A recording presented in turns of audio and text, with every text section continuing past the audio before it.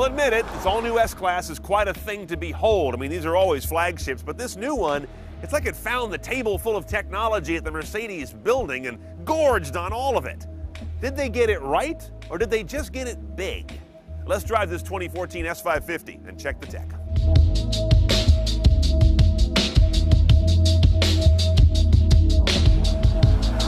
Now, first off, this new S is bad news for atheists. It's proof there is a God, because they got rid of those crappy-looking faux pontoon fenders that made the last car look like a Mazda 3. Now, spotting a new S-Class is easiest from the front. Big, deep, aggressive grille. Looks really hot, to be honest. And now you've got an LED eyebrow above the headlight as opposed to below on the outgoing car, so easy to pick one out of a crowd. Speaking of those LEDs, Mercedes says this is the first car in production that has no filament light bulbs at all. 56 LEDs make up the headlights, 35 make up the taillights, and 300 are in the cabin.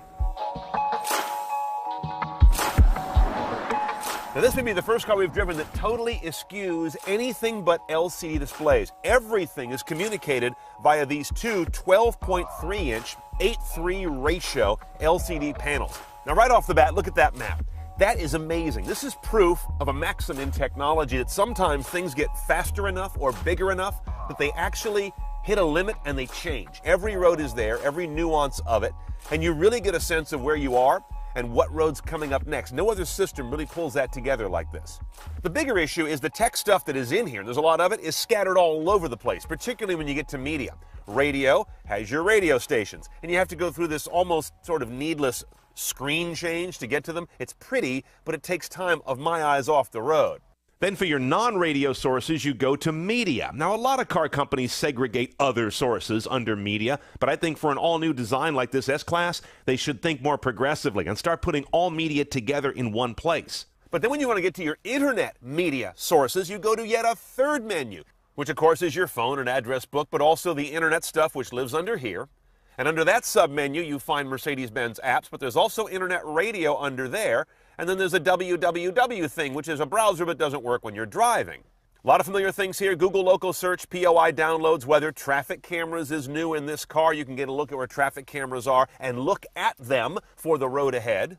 Tune-in radio, I don't recall that being in a Benz interface before. Yelp we've seen before, and of course gas stations and movies.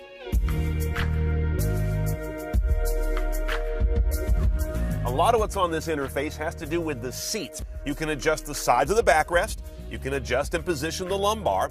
Same thing with the shoulder region.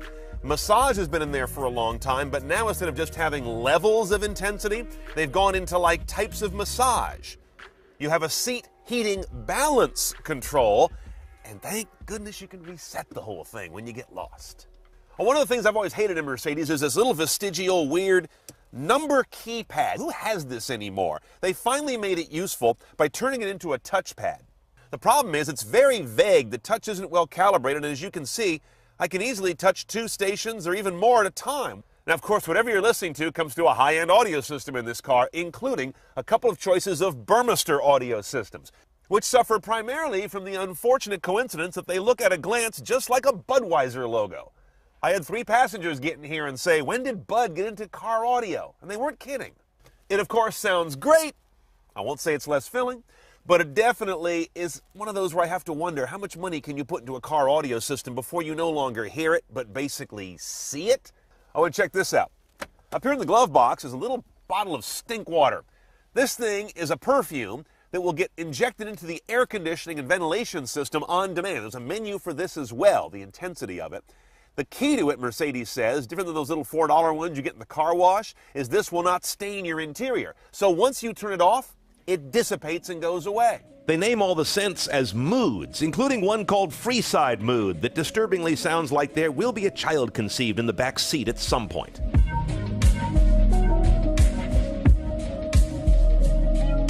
In the back of our S550, it's relatively Spartan, believe it or not, because we haven't got all the options, which could include these executive pop-up tables like you have in business class, screens that let you echo the navigation screen, like on an airplane, and of course all manner of additional massage and heating and cooling. But even though we're kind of slumming it back here, the bear doesn't care. Got plenty of room for him. Dual panorama sunroof back here, but I gotta point this out. it's actually broken up and smaller than the one we just had on a Jetta wagon. So it's not bad, but it's not the best. Back around these seats and also all around the cabin, you've got this funky club mood lighting back here. This kind of goes with the whole perfume in the glove box theme. 5 colors you can select from, different levels of intensity, different levels of absurdity.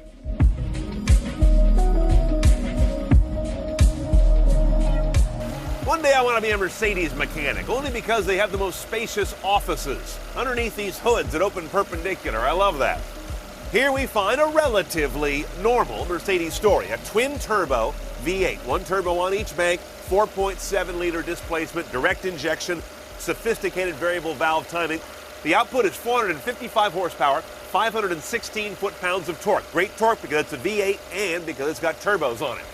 0 to 60 for this 4,300-pound sedan comes up in a very quick 4.8 seconds. One choice on the gearbox, 7-speed automatic, a real automatic, not a dual clutch or anything like that. The MPG numbers on this guy are still TBD as of our shoot today, but we're guessing 1830, which will be roughly 20% better on both counts than the outgoing S-Class with a similar engine. That's what Mercedes promises anyway. Now, self-parking is something new in cars these days, but self-parking something this big in a space we've set up this tight, this should be fun. All right, the little blue icon tells me it's looking for parking. I'm looking for a white diamond alongside it that says it's found a space big enough to put this thing in. There it is. Put it in reverse. Okay, self-parking, and here we go. This is where you really appreciate active parking, not with a small car, but with a big car that you're pretty sure you couldn't park yourself, at least not 2 times in a row. Boy, we are really close to that bumper. Okay, time to cut in. Let's see how it does. Oh, that looks close. Ooh, that looks close. Coming back. I don't hear any curb rash. I feel like I'm about to. Select drive. Look at that. Hard right. Nibbling. Nibbling. Going to the front here. Select reverse. And let's mop up and finish. Very nice. Okay, first thing I'm going to do is come to a stop. Why start with a stop? Because I want to see how this auto start stop technology has been refined. Engine shuts down. I did not detect that. If I wasn't watching the tach, I wouldn't have known it. And the restart almost as imperceptible, quick and barely shaking the car. Finally, someone's getting start-stop done in a way that befits a car of this refinement. Now, these cars can be equipped so that they will actually self-drive up to the mid-30-mile-per-hour range. Like in traffic, they'll follow the car in front, they'll handle acceleration, braking, and steering. I'll be honest, I never really got it to work in my driving with the car. Ditto goes for the lane departure tech. That was on and off as well. But my colleague Wayne Cunningham says it worked out pretty well for him. Combine that with the fact this is a pre-production car, and I'm going to withhold judgment on both those technologies till later. This car does 2 things really well. First of all, it showcases an awful lot of technology, most of which is not silly gimmickry. It's a good state-of-the-art showcase. Secondly, it also takes the S-Class brand and I think makes it much more progressive. This doesn't feel like such an old goat's car anymore, from the interior design to the exterior design to the fact that it has a lot of really interesting technology that's pretty much all well done.